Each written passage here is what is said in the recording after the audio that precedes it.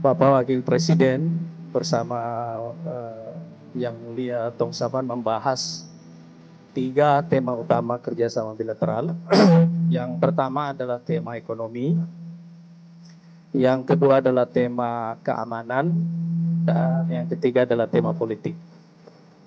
Harus ada sesuatu yang lebih strategis yang bisa kita rayakan pada usia hubungan diplomatik kita yang sudah memasuki tahun ke-70 ini. Dan ini yang kita jabarkan dalam rangkaian kerjasama ekonomi.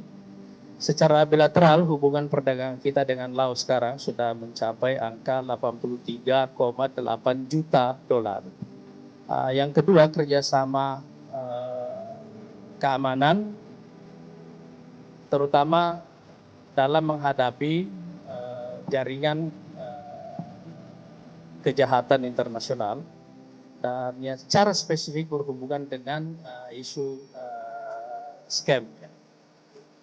Karena selain Kamboja ada Laos yang juga banyak WNI yang terlibat di dalam kasus ini, sehingga pengembangan kerjasama ini dalam kerjasama intelijen dan keamanan ini sangat penting untuk kita tingkatkan.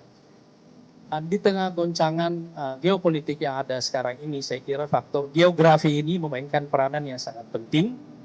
Dan karena itu penguatan kerjasama ASEAN, dan di sini Laos menemukan konteksnya yang sangat penting sekali. Dan karena investasi yang kita rencanakan di Laos ini berhubungan dengan agenda prioritas pemerintah, yaitu ketahanan pangan, sehingga dalam hal ini Laos dalam konteks ASEAN menjadi mitra dagang yang sangat strategis bagi Indonesia saat ini. Salah satu topik utama yang dibahas memang kemungkinan PT Pupuk Indonesia berinvestasi di Laos, terutama karena Pupuk Indonesia itu mengimpor bahan baku pupuk yaitu potas, kurang lebih nilainya 60 juta US dollar per tahun dari Laos. Tadi Bapak Wakil Presiden menyampaikan ke Yang Mulia Wakil Perdana Menteri untuk menjajaki kemungkinan pupuk Indonesia berinvestasi di Laos untuk memproduksi pupuk dan hilirisasinya.